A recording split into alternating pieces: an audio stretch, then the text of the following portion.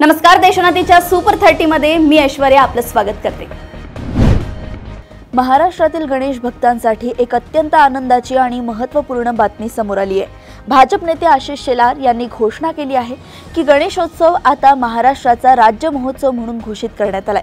मुंबईतील पावसाळी अधिवेशनादरम्यान बोलताना त्यांनी हे भाष्य केलंय। आशिष शेलार यांनी देवेंद्र फडणवीस यांच्या नेतृत्वाखालील सरकारने गणेशोत्सवाबाबत घेतलेली सकारात्मक भूमिका स्पष्ट केली आहे। शिंदे गटाचे नेते आणि सामाजिक न्याय मंत्री संजय शिरसाट यांना आयकर विभागाने नोटीस बजावली आहे। एकनाथ शिंदे यांचे चिरंजीव आणि खासदार श्रीकांत शिंदे यांनाही नोटीस बजावण्यात आल्याचं वृत्त आहे। शिरसाट यांना उत्पन्नात वाढ झाल्याच्या कारणामुळे नोटीस बजावण्यात आली आहे। सत्तेतील एकाच पक्षाच्या दोन नेत्यांना नोटीस आल्याने राजकीय वर्तुळात उलटसुलट चर्चांना उधाण आलंय। सततच्या पावसामुळे कांद्याचे प्रचंड नुकसान झाल्याने कांदा उत्पादक शेतकरी हा आर्थिक अडचणीत सापडलाय। त्यात कांद्याच्या बाजारभावात खूप दररोज चढ उतार होत असल्याने कांदा उत्पादक शेतकऱ्यांची डोकेदुखी वाढली आहे। अशातच केंद्र सरकारकडून नाफेड NCCF मार्फत 3 लाख मेट्रिक टन कांदा खरेदीची घोषणा करून 3 महिने उलटले, अद्यापही कांदा खरेदी सुरू न झाल्याने गेल्या 2 वर्षांचा अनुभव पाहता हे खरेदी कागदावरच होणार का अशी शंका शेतकऱ्यांकडून उपस्थित केली जात आहे। डॉक्टर बाबासाहेब आंबेडकर मराठवाडा विद्यापीठातून एक धक्कादायक घटना समोर आली आहे। विद्यापीठाच्या कुलसचिव हेमलता ठाकरे यांनी बुधवारी सायंकाळी झोपेच्या गोळ्यांचे अतिसेवन करून आत्महत्या करण्याचा प्रयत्न केल्यानं एकच खळबळ उडाली आहे। विशेष म्हणजे त्यांनी लिहिलेल्या पत्रात कुलगुरू आणि कुलसचिव त्रास देत असल्याचं नमूद केल्यानं तो चर्चेचा विषय ठरत आहे। सांगली जिल्ह्यातील विवाहिता ऋतुजा राजगे यांच्यावर धर्मांतराचा दबाव असल्याने त्यांनी आत्महत्या केल्याचा दावा पडळकर यांनी केला असून त्याविरोधात निषेध मोर्चा काढण्यात आला होता। पुण्यातील महत्त्वाच्या असणाऱ्या फर्ग्युसन कॉलेज रोडवरील स्ट्रीट शॉपिंग मार्केटमध्ये लव्ह जिहाद सारखे प्रकार सुरू असल्याचा धक्कादायक आरोप केला होता। मात्र FC रोड व्यापारी संघटनेचे अध्यक्ष श्याम मारणे यांनी गोपीचंद पडळकरांचे सर्व आरोप फेटाळून लावले आहेत। असे कोणतेही प्रकार घडल्याचं आमच्या निदर्शनास आलं नाही। आम्ही लव्ह जिहाद सारख्या प्रकारास कोणतीही थारा देणार नाही असं ते म्हणाले आहे। राज्य विधिमंडळाच्या पावसाळी अधिवेशनादरम्यान आज विधान परिषदेत मोठा गदारोळ झाला। शिवसेना उद्धव बाळासाहेब ठाकरे पक्षाचे आमदार अनिल परब आणि राज्याचे कॅबिनेट मंत्री शंभूराज देसाई यांच्यात जोरदार खडाजंगी झाली। अनिल परब यांनी गद्दार असा उल्लेख करताच शंभूराज देसाई भलतेच आक्रमक झाले आणि त्यांनी परब यांना थेट धमकी दिली। तू बाहेर ये, तुला दाखवतो असा एकेरी उल्लेख करत देसाई यांनी धमकीची भाषा वापरली आहे।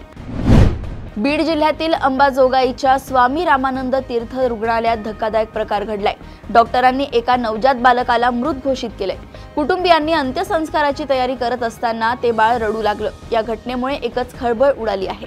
रुग्णालयाने या प्रकरणाच्या चौकशीसाठी 2 समित्या नेमल्या आहेत। चिपळूणच्या डॉक्टर नोमान अत्तारने एका 32 वर्षीय तरुणीला प्रेमळ बोलण्यात फसवून 2023 पासून लग्नाचे खोटे वचन देऊन तिच्याशी वारंवार शारीरिक संबंध ठेवले। नंतर दुसऱ्याच मुलीशी लग्न केले। त्यामुळे त्याच्यावर रबाळे MIDC पोलीस ठाण्यात त्याच्या विरोधात गुन्हा दाखल झालाय। प्रियंका नावाच्या पीडित महिलेने तक्रार केली आहे। त्यानुसार डॉक्टर अत्तारने लग्नाचे खोटे आश्वासन दिले, शारीरिक संबंध ठेवून गर्भपात करायला लावला आणि नंतर तिची फसवणूक केली आहे। धावण्याचा सराव करताना हृदयविकाराचा तीव्र झटका आल्यामुळे सांगलीच्या लेफ्टनंटचा बिहारमध्ये मृत्यू झाल्याची दुर्दैवी घटना समोर आली आहे। वयाच्या अवघ्या 26व्या वर्षी लेफ्टनंट अथर्व संभाजी कुमार यांची प्राणज्योत मालवली आहे। बिहारमधील गया येथे प्रशिक्षणावेळी धावण्याचा सराव करत असताना हृदयविकाराचा तीव्र झटका आल्यामुळे अथर्व कुमार यांचं निधन झालंय। राज्याचे मुख्यमंत्री देवेंद्र फडणवीस यांच्या हस्ते आज कणार्क उड्डाणपुलाचे उद्घाटन करण्यात आले, ज्याला आता सिंदूर उड्डाणपूल असं नाव देण्यात आले। दक्षिण मुंबईत पूर्व पश्चिम वाहतूक सुधारण्यास या उड्डाणपुलाची मोठी मदत होईल अशी अपेक्षा आहे। या पुलाचे काम गेल्या महिन्यात पूर्ण झाले। आज दुपारी 3 वाजल्यापासून हा पूल वाहतुकीसाठी खुला केलेला आहे। भारतीय जनता पार्टीचे आमदार सुरेश धस यांचा मुलगा सागर धस याच्या कारने दुचाकीला धडक दिल्याने नितीन शेळके यांचा जागीच मृत्यू झालाय। आमदार पुत्राच्या भरधाव कारमुळे अपघात झाल्याची बातमी आष्टीसह संपूर्ण बीड जिल्ह्यात वाऱ्याच्या वेगाने पसरली। त्यामुळे सागर धस आणि आमदार सुरेश धस यांच्या विरोधात संतापाची लाट उसळली आहे। हे प्रकरण ड्रिंक अँड ड्राईव्हचं असल्याचा आरोप विरोधकांकडून करण्यात आलाय। पुणे आणि पश्चिम महाराष्ट्रात हॉस्पिटल्सची साखळी असलेला सह्याद्री ग्रुपचा ताबा आता मणिपाल ग्रुपकडे जाणार आहे। मणिपाल हेल्थ एंटरप्राइजेस कंपनीने तब्बल 6,400 कोटी रुपयांची बोली लावून सह्याद्री हॉस्पिटलचा ताबा मिळवलाय। पुणे, नाशिक, अहिल्यानगर आणि कराड या ठिकाणी मिळून सह्याद्री ग्रुपची 11 हॉस्पिटल्स आहेत। राज्य सरकारकडून मराठी माणसाला दिलासा देणारी एक घोषणा करण्यात आली आहे। मुंबईत मराठी माणसाला भाषा आणि मांसाहाराच्या कारणावरून घर नाकारण्यात येण्याची काही प्रकरणे घडली होती, पण आता मराठी माणसाला मुंबईत घर नाकारणं बिल्डरला महागात पडणार आहे। मुंबई आणि उपनगरात मराठी माणसांना घर नाकारल्यास बिल्डरवर कारवाई करणार असल्याचे मंत्री शंभूराज देसाई यांनी सभागृहात सांगितले। अल्पवयीन शाळकरी मुलीवर लैंगिक अत्याचार करून व्हिडिओ क्लिप व्हायरल करण्याची धमकी देऊन आत्महत्येस प्रवृत्त केल्याचा संतापजनक प्रकार आटपाडी तालुक्यात घडलाय। शारीरिक मानसिक त्रास देऊन 10वीच्या शाळकरी मुलीस आत्महत्येस प्रवृत्त केल्याप्रकरणी राजू विठ्ठल गेंड, रामदास गायकवाड, रोहित सर्जेराव खरात, अनिल नाना काळे या चौघांवर आटपाडी पोलीस ठाण्यात गुन्हा दाखल करण्यात आला असून आरोपींना अटक करण्यात आली आहे। यवतमाळ शहरात रायफल आणि जिवंत कारतूस साठा सापडल्यानंतर आंतरराज्यीय कनेक्शन समोर आले। उत्तर भारतातील शस्त्र तस्कर कामरानला एलसीबीने अटक केल्यानंतर खोलवर तपास केला जातोय। यवतमाळात जप्त केलेल्या शस्त्र साठ्याची पाळेमुळे उत्तर प्रदेश दिल्लीत असून 2 शस्त्र तस्कर पथकाच्या रडारवर आहेत। पंतप्रधान नरेंद्र मोदी यांनी आणखी एक ऐतिहासिक विक्रम स्वतःच्या नावावर केलाय। मोदी यांना 26 अधिक देशांनी त्यांच्या सर्वोच्च नागरिक पुरस्काराने गौरवलंय। असे करणारे ते देशाचे पहिले पंतप्रधान ठरले आहेत। हे केवळ मोदी यांच्या आंतरराष्ट्रीय संबंधांना दर्शवत नाही, तर जगभरात भारताची वैश्विक ओळख आणि भूमिका किती मजबूत झाली आहे याचेही निदर्शक आहे। उत्तर प्रदेशातील जमालुद्दीन उर्फ चांगूर बाबा धर्मांतर प्रकरणात मोठा खुलासा झालाय। आता एटीएस बेकायदेशीर धर्मांतराला बळी पडलेल्यांचा पीडितांचा शोध घेत आहे। विशेष म्हणजे चांगूर बाबाने यूपीतील बलरामपूर येथे येण्यापूर्वी महाराष्ट्रापासून ते दुबईपर्यंत आपले नेटवर्क तयार केले होते। त्याने महाराष्ट्रातही मोठ्या संख्येने धर्मांतर केल्याचं समोर आलंय। सार्वजनिक ठिकाणी रस्त्यावर किंवा उद्यानात फिरणाऱ्या महिलांचे आक्षेपार्ह आणि विनासंमती चित्रीकरण करून ते व्हिडिओ इंस्टाग्रामवर शेअर केल्याप्रकरणी बँगलोरमधील इंस्टाग्राम पेजवर कारवाई करण्यात आली आहे। इंडिया वॉक 1KM या पेजवरून ट्रॅव्हल आणि स्ट्रीट फॅशनच्या नावाखाली महिलांचे चुकीच्या पद्धतीने चित्रित केलेले व्हिडिओ शेअर केले जात होते। यावर वाद निर्माण झाल्यानंतर आता बँगलोर पोलिसांनी सदर इंस्टाग्राम पेज चालवणाऱ्या तरुणाला अटक केली आहे।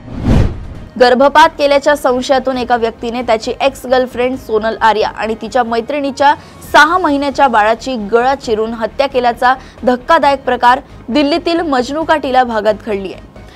पोलिसांनी बुधवारी 23 वर्षीय निखिल कुमार याला उत्तराखंडच्या हल्द्वानी येथून अटक केली आहे। दिल्ली एनसीआर भागात गुरुवारी 10 जुलै रोजी सकाळी मुसळधार पाऊस चालू असतानाच भूकंपाचे धक्के बसले।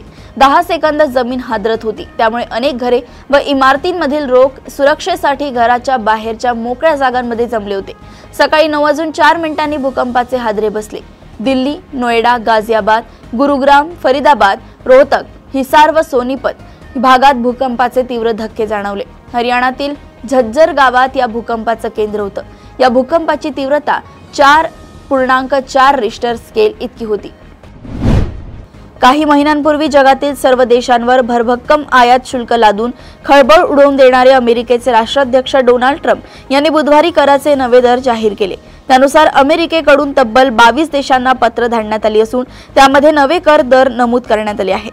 Philippines, Sri Lanka, Brunei, Algeria, Libya, Iraq, Moldova आणि ब्राझील या देशांवर अमेरिकेने 20 ते 50% दरम्यान कर आकारलाय।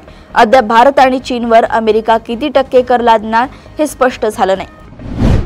केरळमधील एका नर्स निमिषा प्रियाला येमेन येथे एका व्यक्तीच्या हत्येच्या प्रकरणात 16 जुलै रोजी फाशीची शिक्षा दिली जाणार आहे। या दरम्यान भारतीय सर्वोच्च न्यायालयात या नर्सला वाचवण्यासाठी तातडीने राजनैतिक हस्तक्षेप करावी अशी मागणी करणारी याचिका दाखल करण्यात आली आहे। Save Nimisha Priya international action council या संघटनेकडून ही याचिका दाखल करण्यात आली होती, ज्याच्या माध्यमातून केंद्र सरकारला राजनैतिक मार्ग खुला करण्याची आणि ब्लड मनी देण्यासाठी वाटाघाटी कराव्यात अशी विनंती केली आहे।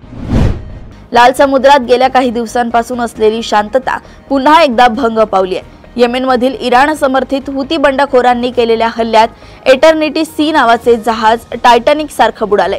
हुती बंडखोरांनी जहाजावर समुद्री ड्रोन आणि रॉकेटने हल्ला केल्यामुळे हे जहाज बुडाले। या जहाजावरील 25 क्रू मेंबर्स पैकी 6 जणांना वाचवण्यात आले, 15 अजूनही बेपत्ता आहेत, तर 4 जणांचा मृत्यू झालाय. हुतींनी या हल्ल्याचा व्हिडिओ जारी केला आहे. ठाण्यातील शहापूरमध्ये एका शाळेत धक्कादायक प्रकार उघडकीस आलाय. मासिक पाळी तपासण्यासाठी विद्यार्थिनींना विवस्त्र केल्याचा आरोप आहे. या प्रकरणी मुख्याध्यापिका आणि शिक्षकांवर पॉक्सो कायद्यानुसार गुन्हा दाखल झालाय. पोलिसांनी मुख्याध्यापिका आणि एका कर्मचाऱ्याला अटक केली आहे. देशातील सरकारी बँकांमध्ये मोठी भरती होणार आहे. विविध बँकांकडून मिळालेल्या आकडेवारीनुसार एकूण नवीन भरतीपैकी सुमारे 21,000 अधिकारी असतील आणि उर्वरित कर्मचारी लिपिकांसह असतील. सरकारी 12 बँकांपैकी सर्वात मोठी बँक असलेल्या भारतीय स्टेट बँकेने चालू आर्थिक वर्षात विशेष अधिकाऱ्यांसह सुमारे 20,000 कर्मचाऱ्यांची नियुक्ती करणार आहे.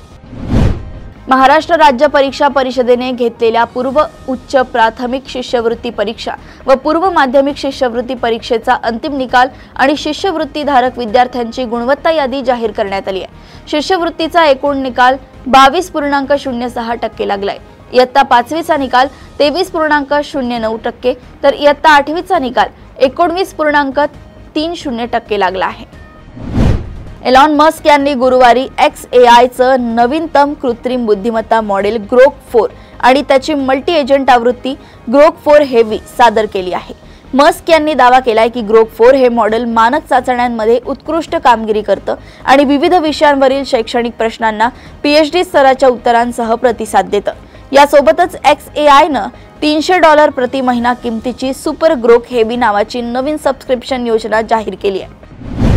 जगभरातील बाजारात ट्रम्प टॅरिफची भीती आहे. त्याचवेळी जगभरातील सर्वात मोठी क्रिप्टोकरन्सी बिटकॉइनने नवीन विक्रम केलाय. एक बिटकॉइन $1,12,000 वर म्हणजे जवळपास 93 लाख रुपये पोहोचला आहे. बिटकॉइनचा हा उच्चांक आहे. बिटकॉइनवर जगभरातील गुंतवणूकदार विश्वास व्यक्त करत असल्याचंही त्यातून दिसून येतंय.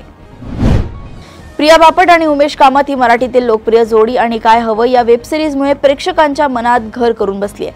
नवदाम्पत्याच्या नात्यातील गोंधळ, प्रेम आणि छोटे छोटे वादविवाद यांचं वास्तवदर्शी चित्रण या सिरीजमधून पाहायला मिळतं. त्यांच्या सहज सुंदर अभिनयामुळे आणि प्रिया उमेश यांच्या केमिस्ट्रीनं या कथेला एक विशेष उंची दिली आहे. आता हे रिअल कपल बिन लग्नाची गोष्ट मध्ये रिअल कपल म्हणून प्रेक्षकांच्या भेटीला येत आहेत. भारतीय महिला क्रिकेट संघानं इंग्लंड विरुद्ध ऐतिहासिक विजय मिळवून एक नवा विक्रम प्रस्थापित केलाय.